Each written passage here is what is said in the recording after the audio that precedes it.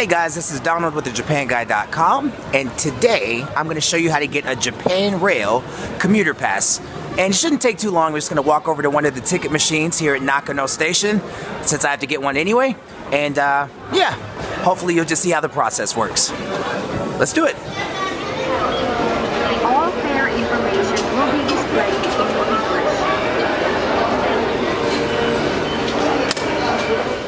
Okay guys, on this screen we have three options: new pass, renewal, and renewal of card.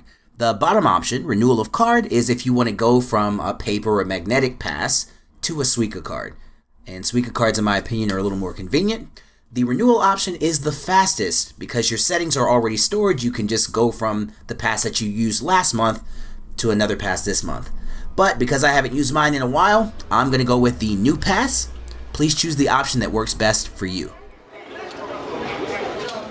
Alright, we'll touch the commuter's pass option at the top. And from there, we'll enter our starting point. And in my case, it's going to be Nakano Station. And then next, you'll enter your ending point.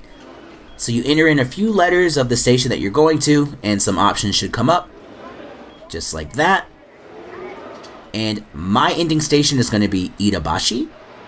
And now it's time to choose your route.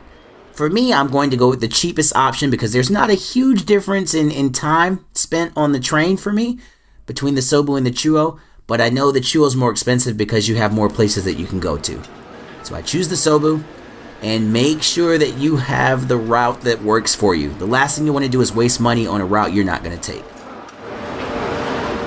I could purchase a new Suica card for 500 yen, get a magnetic pass, or keep using my present Suica.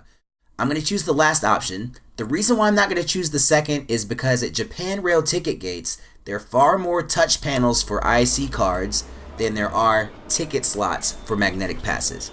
So that's going to be the best one for me. And now we'll insert our Suica card.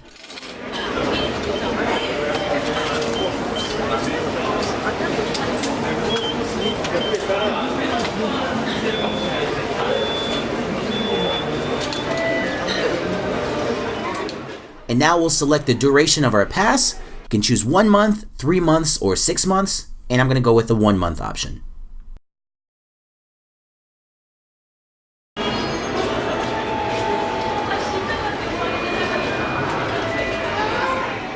And now I'm going to choose my starting and ending dates. So I could start today, Saturday, February 3rd, or I could start up to 2 weeks later, Saturday, February 17th. And just remember, it's for 1 month. So I'm going to choose February 4th. And now I can choose to add money to my card if I want to, but I'm not going to do that today. I'm just going to choose no charge. And we'll just worry about the balance that we have to pay for our commuter pass, which in this case is 6,460 yen. And I do want a receipt, so I'm going to press that button. Time to pay up. So just remember that these machines do take 1,000, 2,000, 5,000, and 10,000 yen bills. Let's do this so we can get this pass. And that little beeping sound is music to my ears because it means that my commuter pass, or teikiken, receipt, and change are ready. So let's just grab it.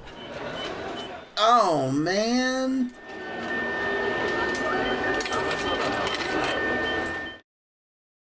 Wait for the station staff. What did I do? Okay, so what I just learned is if you wait too long to get your card and your stuff out, the card will go back into the machine along with your change, and then you have to wait for the staff attendant to come and help you out. So that's what just happened. But I still got my card anyway, which is no problem, okay? So that's how you do it. Just take your change and your card sooner than I did, and you'll be fine. And there you have it, guys. That's how you get a Japan Rail commuter pass. Or in Japanese, teikiken, or teiki for short. And this is what a commuter pass looks like when it's printed on a Suica card. You gotta excuse my card because it's a little bit old, but on this card it says that I can go from Nakano Station to Itabashi Station and any stations along that route, as long as I'm taking the Sobu, for that flat rate of 6,460 yen. And it's good from February 4th until March 3rd. Keep in mind that commuter passes are great for people who are trying to save money. So if you know you're going to be taking a certain route over and over and over again, like a work commute, or if you're going to be going to school over and over again, it just makes sense to get a teikiken.